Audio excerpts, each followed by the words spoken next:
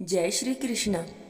शनिदेव जी को न्याय का देवता कहा जाता है और मनुष्य के सभी अच्छे और बुरे कर्मों का फल देना शनिदेव जी के हाथ में ही होता है। इसलिए शनिदेव जी को प्रसन्न करने के लिए ही शनिवार का व्रत और शनिदेव जी की कथा कही जाती है। आज की इस वीडियो में हम सुनेंगे शनिदेव जी की कहानी। बोलिए शनिदेव महाराज की जय हो। एक बार की बात है। एक बार सभी नवग्रहों सूर्य, चंद्रमा, मंगल, बुध, बृहस्पति, शुक्र, राहु और केतु सभी ग्रहों में आपस में विवाद छिड़ गया कि सब में बड़ा कौन है। जब आपस में कोई उनका निर्णय नहीं हुआ तो वे सभी मिलकर देवराज इंद्र के पास पहुंचे। इंद्रदेव इन सबको देखकर घबरा गए और इस निर्णय को देने में उन्होंने अपनी असमर्थता जताई। लेकिन उन्होंने कहा कि इस समय पृथ्वी पर राजा विक्रमादित्य हैं, जो कि बहुत ही न्यायप्रिय हैं। वे ही इसका निर्णय कर सकेंगे, इसलिए आप सभी उनके पास जाइए। यह सुनकर सभी ग्रह एक साथ राजा विक्रमादित्य के पास पहुंचे और उन्हें अपने विवाद का कारण बताया। साथ ही उन्होंने कहा कि आप ही निर्णय करके बताएं कि हम में से सबसे बड़ा कौन है। राजा इस समस्या से चिंतित हो गया, क्योंकि वे जानते थे कि वे जिसको भी छोटा बताएंगे वो ही नाराज हो जाएगा। तब राजा को एक उपाय सूझा और उन्होंने सोने, चांदी, कांस्य, पीतल, शीशा, रामगा, जस्ता, अभ्रक और लोहा, इन सभी से 9 सिंहासन बनवा दिए और उन्हें इसी क्रम में रख दिया। और फिर उन्होंने सभी से निवेदन किया कि आप सभी अपने अपने सिंहासन को ग्रहण कर लीजिए। जो सबसे पहले सिंहासन पर बैठेगा वो सबसे बड़ा होगा और जो सबसे अंत में बैठेगा वही सबसे छोटा होगा। इस प्रकार इसके अनुसार जब लोहे का सिंहासन बाद में होने के कारण शनिदेव जी सबसे बाद में बैठे और वो भी सबसे छोटे कहलाए। शनिदेव जी ने सोचा कि राजा ने ये जानबूझकर किया है। उन्होंने नाराज होकर राजा से कहा, राजा तुम मुझे नहीं जानते। सूर्य एक राशि में 1 महीना, चंद्रमा 2.25 महीने 2 दिन, मंगल 1.5 महीना, बृहस्पति 13 महीने, बुध और शुक्र एक महीने में ही विचरण कर जाते हैं, परंतु मैं 2.5 से 7.5 साल तक रहता हूँ। बड़े बड़ों का मैंने विनाश किया है। श्री राम की 7.5 आने पर उन्हें वनवास भोगना पड़ा और रावण की 7.5 आने पर उसकी लंका को बंदरों की सेना से ही परास्त होना पड़ा। अब तुम भी मुझसे सावधान रहना। ऐसा कहकर नाराज हुए शनिदेव वहां से चले गए। कुछ समय बाद राजा की 7.5 आ गई। तब शनिदेव घोड़े के सौदागर बनकर उनके राज्य में पहुंचे। उनके पास कई बढ़िया घोड़े थे। तब राजा ने जब यह समाचार सुना तो उन्होंने अपने अश्वपाल को अच्छे अच्छे घोड़े खरीदने की आज्ञा दे दी। राजा के अश्वपाल ने कई अच्छे घोड़े खरीदे और उनमें से सबसे बढ़िया घोड़े को राजा की सवारी के लिए रख दिया। और जैसे ही राजा उस घोड़े पर सवार होकर बैठा तो वो घोड़ा सरपट वन की ओर भाग पड़ा।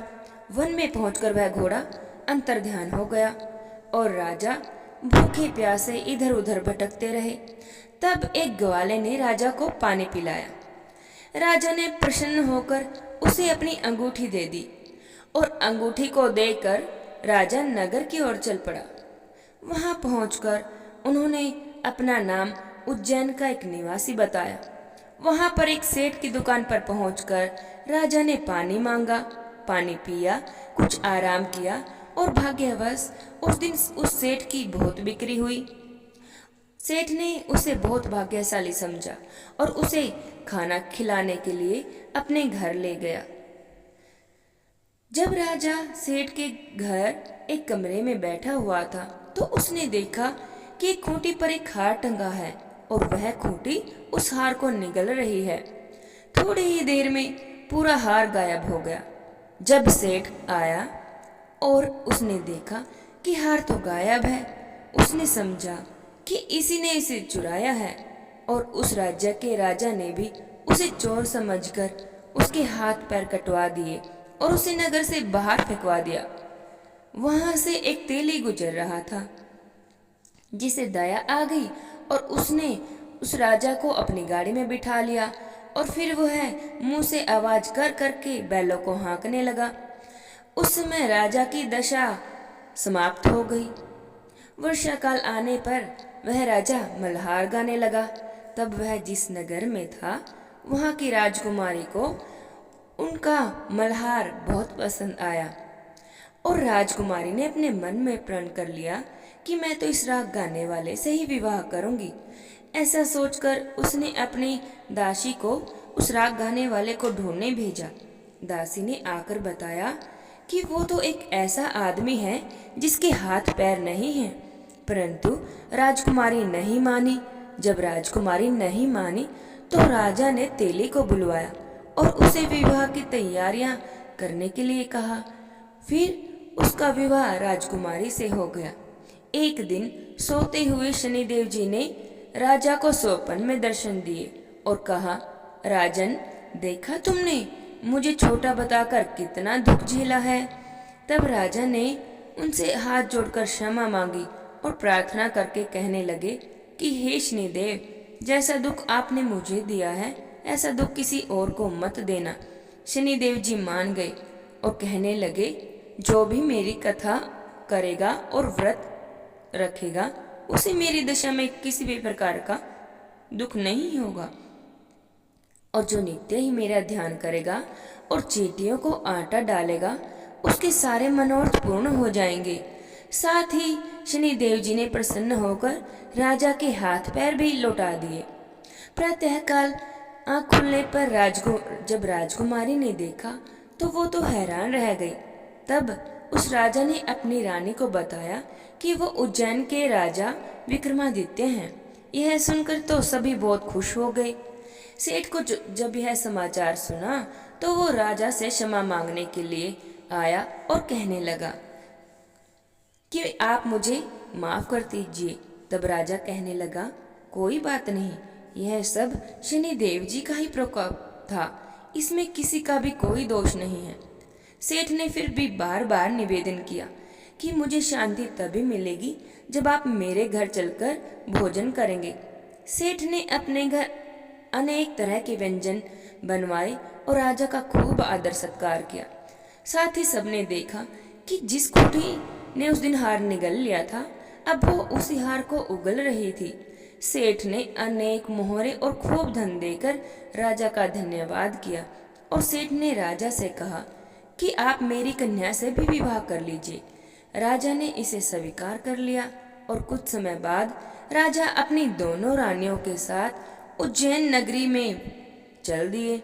उज्जैन की सीमा पर ही उनका खूब स्वागत हुआ। सारे नगर में दिए जलाए गए और खुशियां मनाई गई। राजा ने घोषणा की कि मैंने शनिदेव जी को सबसे छोटा बताया था, जबकि असल में शनिदेव जी ही सबसे बड़े हैं, सर्वोपरि हैं। तब से सारे राज्य में शनिदेव जी की पूजा और कथा नियमित तौर से होने लगी और सारी प्रजा बहुत खुशी और आनंद के साथ अपना जीवन बिताने लगी। जो कोई भी शनिदेव की इस कथा को कहता है या सुनता है या पढ़ता है उसके सारे दुख दूर हो जाते हैं। इसलिए शनिदेव जी महाराज की इस कथा को शनिवार के दिन अवश्य सुनना चाहिए। हे शनिदेव जी महाराज, आपने जैसे राजा को अपनी दशा में दुख दिया ऐसा किसी को मत देना। यह कहानी कहते सुनते हुंकारा भरते सब पर अपनी कृपा बनाए रखना, सबके कष्टों को दूर करना, सबकी मनोरथ पूर्ण करना। बोलिए शनिदेव महाराज की जय हो। जय जय राधे श्याम।